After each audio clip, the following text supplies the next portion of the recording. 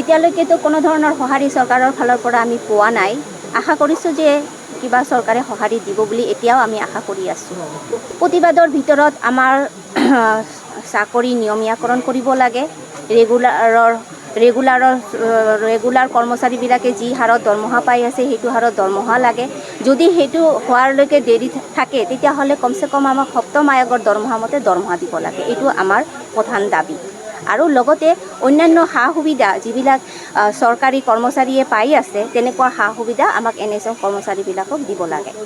চৰকাৰে ইয়াৰ কাৰণে জগৰীয়া হ'ব, কাৰণ আমি ধৰ্ণাত আজি 3 দিন হৈ গ'ল, কিন্তু চৰকাৰে কোনো এতিয়ালৈকে সঁহাৰি নিদিলে। ইয়াতকৈ যদি আমি যদি আকৌ পিছলৈকে এনেকুৱা ধৰ্ণাত আকৌ বহিবলগীয়া হয় তেতিয়াহ'লে তেনেকুৱা ৰাইজ আকৌ আমাৰ চৰকাৰী সেৱাৰ পৰা বঞ্চিত হ'ব, আৰু তাৰ কাৰণে দায়ী চৰকাৰে নিশ্চয় হ'ব।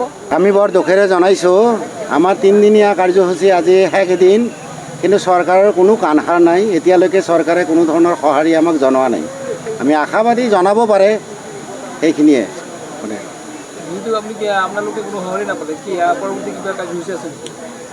কাৰ্যসূচী এটা হাতত লোৱাৰ পৰিকল্পনা চলি আছে। ইতিমধ্যে আমাৰ যিখন কমিটি আছে, কমিটিৰ ফালৰ পৰা এটা মেছেজ আহিছে, 48 ঘণ্টাৰ পিছত আমি এটা কাৰ্যসূচী হাতত লোৱাৰ কথা আছে।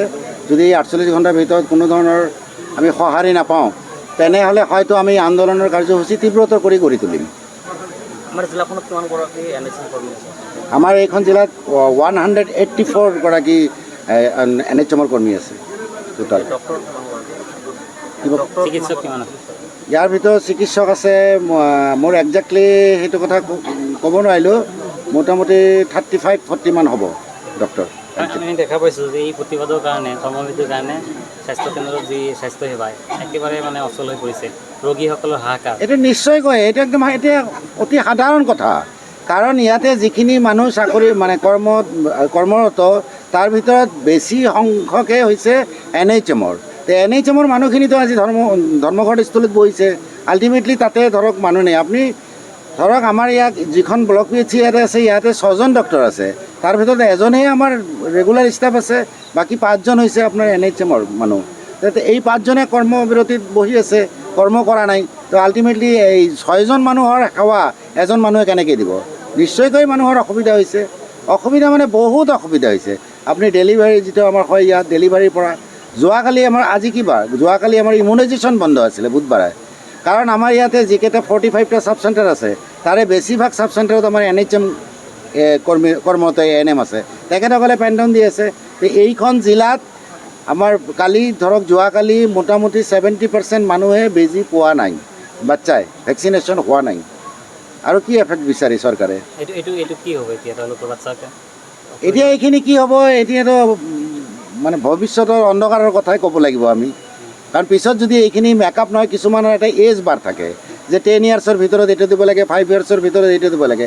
এনেকুৱা আহিছে, কোনোবাই লাষ্ট আৱাৰত আহিছে যে আজি মোৰ 5 ইয়াৰ্ছ কমপ্লিট হৈছে, তো 5 ইয়াৰ্ছত আজিৰ দিনটোত নাপালে বেজীটো, তো আল্টিমেটলি এইটো লেপছ হৈ গ'ল। তে আমাৰ যেনেকৈ পলিঅ' ফ্ৰী বা কিবা ফ্ৰী এনেকুৱা কথাবিলাক থাকি গ'ল, যে পলিঅ' ফ্ৰী নহ'ল বা ডিপথেৰিয়া ফ্ৰী নহ'ল, এনেকুৱা কথাবিলাক থাকিয়ে গ'ল। ইয়াৰ কাৰণে জগৰীয়া কাক ক'ব আপোনালোকে? ইয়াৰ কাৰণে ডাইৰেক্টলি জগৰীয়া চৰকাৰ। কাৰণ আমি ইয়াৰ আগতে গুৱাহাটীত এটা কাৰ্যসূচী হাতত লৈছিলোঁ, তেতিয়া আমি চৰকাৰক 10 দিনৰ এটা সময়সীমা বান্ধি দিছিলোঁ।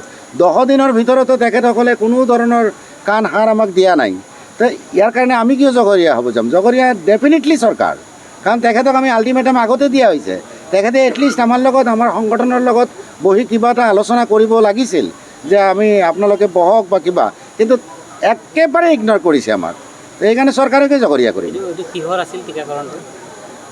আমাৰ বুধবাৰে আপোনালোকে চাই ছেশ্যন হয়, ৰুটিন ইমিউনাইজেশ্যনৰ যিটো ছেশ্যন হৈ থাকে ছাব চেণ্টাৰে, আপোনালোকে এইটো ভালকৈ জানে। আপোনালোকৰো ল'ৰা ছোৱালী আছে, আপোনালোকেও তাতে দিয়ে, বেজী দিয়ে বাচ্চাবিলাকক। বুধবাৰে এইটো মোৰ হাতত আইডিয়া নাই, কিন্তু মোটামুটি আমি যিটো ভাবিছোঁ যে 70% ইমিউনাইজেশ্যন হোৱা নাই ইয়াতে, কাৰণ আমাৰ ইয়াতে যিহেতু 70% এমপ্লয়ী আমাৰ NHMৰ আছে, বাকী 30% ৰেগুলাৰ ষ্টাফ আছে। যিকোনো খবৰৰ বাবে যোগাযোগ কৰক 7099017330 লগতে 7099017110 নম্বৰত।